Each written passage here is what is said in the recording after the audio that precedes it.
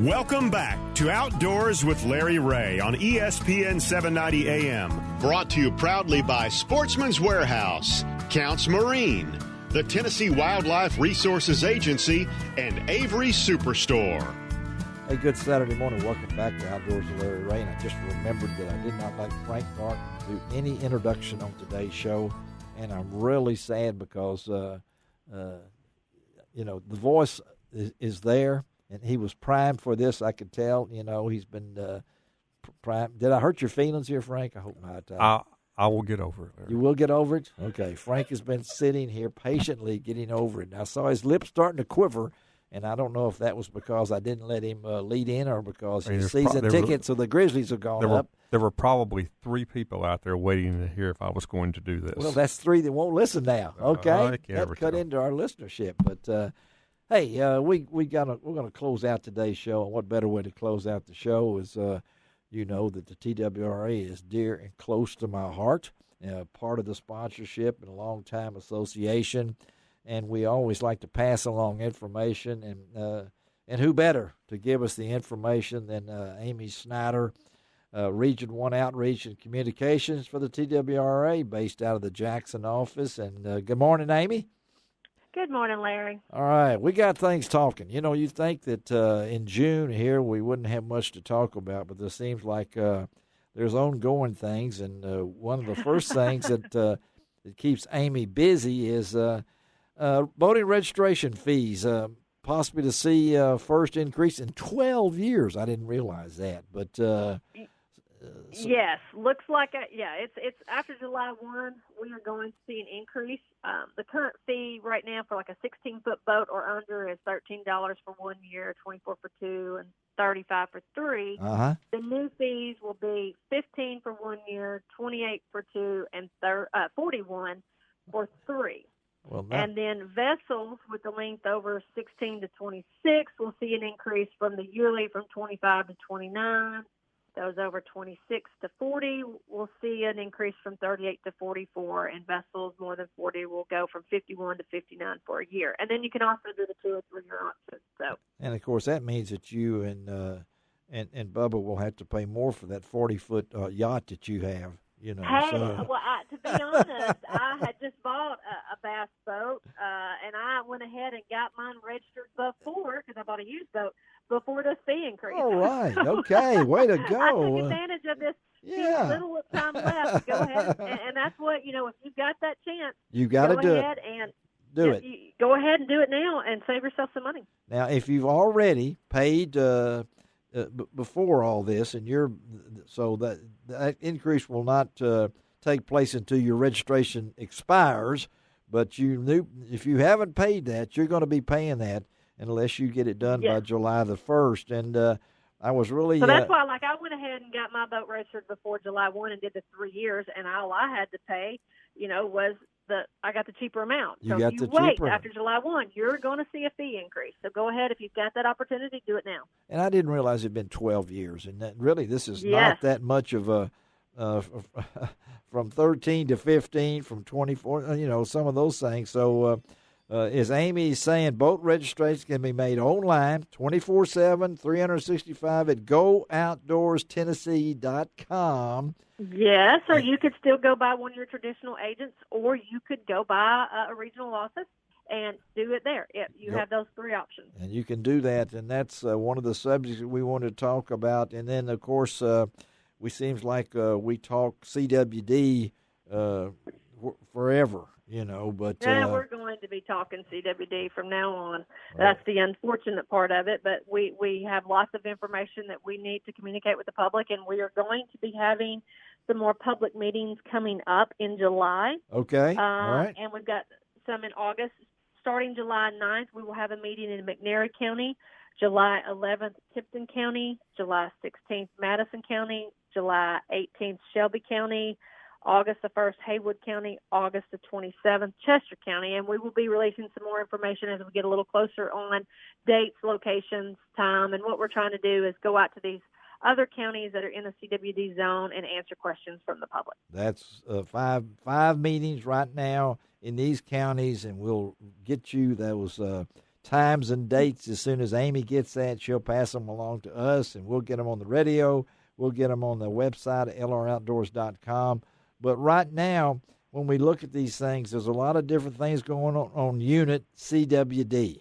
Now, that's yes. If you are in the CWD unit, which is newly created, which includes Chester, Fayette, Hardeman, Haywood, Madison, McNairy, Shelby, and Tipton counties, we have changes in the season, and we have a different schedule. We have different opening days. We have completely different regulations that are going into effect. And one thing, you can see those on our website, tnwildlife.org. But real quick, the August hunt will be coming up. Before we know it, it will be here quickly. Yes, it will. That in the CWD unit, that hunt was modified to allow the use of muzzleloaders in addition to archery, and to apply to to select public lands. And those public lands are all of them that are in these counties except President's Island. And I know people, why not? We don't own President's Island. That's right. Access to that is limited, so we can't just say, yeah, you can go hunt that. It is controlled, and it is not owned by us. So please take that into consideration. And that August hunt, it's a 3-day hunt. I think it's, the end of August, something like that. It will be August the 23rd, 24th, and 25th. 24th and 25th, and the muzzleloader will be added to that season. And then we have another change in the muzzleloading season for Unit CWD, if I'm not mistaken, in late October, it seemed like. We'll have a season. Yes, we have actually changed that. We're going to have and there's actually a change in the gun season.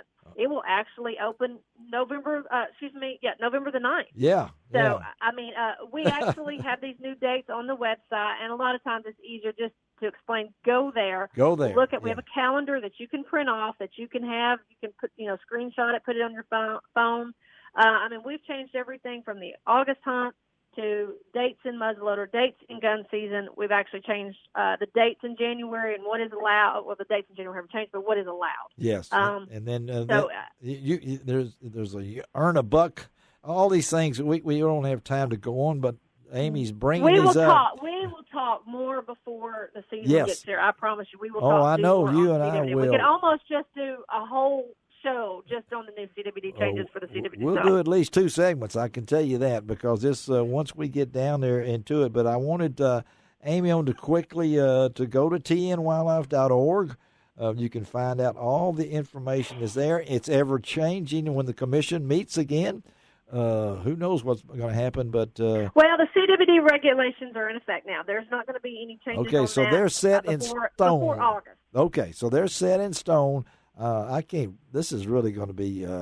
I'm glad I've lived this long just to participate in this, because I've always wanted to hunt with my camo swimming trunks. Because it's going to be hot. There you go. Yeah, I mean August. But hey, Larry, you said that last year, and I hunted on the August hunt, and it was one of the best hunts I've ever done. I did it too. It was one of the most enjoyable hunts. I had fun too. So it's not that big deal. But hey, really, I don't even have to move my ground blinds too much, because it's already now. Why move them? We'll be hunting in a couple of months. So let it go. Amy, thank you, girl. We appreciate you all the time, and we will be talking to you probably again next month, okay?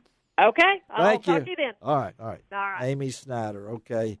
And Frank, I got me looking at Arkansas and see if they changed any of the regulations because of CWD. I was wondering. I didn't see anything while I was over there. I know they've got something going on with those urban hunts in some of those towns that I was through that actually allow you to kill deer in bull shows, and some of those Heber Springs in the city limits. Right. But they're expanded. Missouri has expanded. Folks, you just Google CWD out there. Arkansas is going to have some. They've been dealing with so much with floods right now. I'm not sure they're.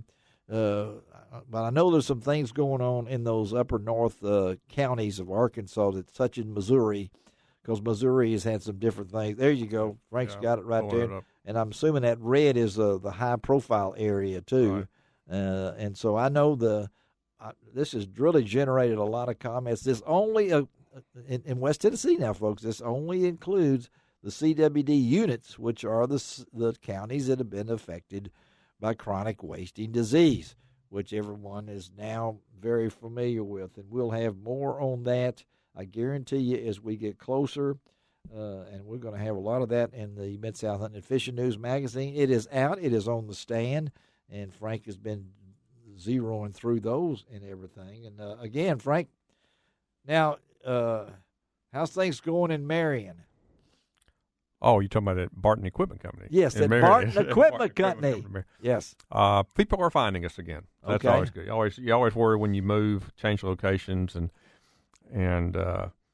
people say, "Well, where'd you go?" Or "I didn't know you moved," and all that. So, well, people are finding us, and just go. We like our spot. They get off right there where you would go to the. And now this I've understood that the Shake Shack has been torn down and being remodeled, and it has reopened, and it's back. I'll go ahead and plug my favorite restaurant in Marion, folks. If you're looking for one of the finest hamburger places to eat in eastern Arkansas, yes, go see Tacker's Shake Shack in Marion. They've built a new building, tore down the old building, but the place has the feel just like the old place did, and it's 50s and 60s type atmosphere. Frank when you took walk me in there the first time, and that burger was a killer. Fried pies, got the fried pies, and you're right up the road. Really, I mean, technically, on that side road. Yeah, about 3 minutes up the road. 3 minutes up the road to Barton Equipment, and Frank now has a place that I can meet him for lunch without any problems, and have to deal with that other place that used to be across the street from his place, where all the traffic was, that we called the dog track. Southland Park Gaming and Racing. I wasn't going to say it. I was just all right. They're remodeling and expanding, and they're doing big things. Already started. I saw the cranes. Frank Barton, thank you, buddy, for being with us this morning. Ron Wong and Bill Cooksey will be with us next week. Ron's out in the Delta of California, spending time with his family. I saw a picture on Facebook of all the Wongs sitting around the table. I don't know what they're going to be eating. We're going to talk to Eric Jackson. He is probably the most famous kayak bass fisherman that is around. Not Olympic, but gold medalist in the Pan American Games.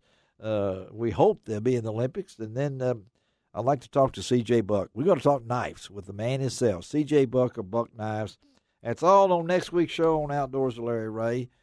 Shelby McCall, thank you. Car trouble and all, she made it here this morning, and we hope everything works out with your car.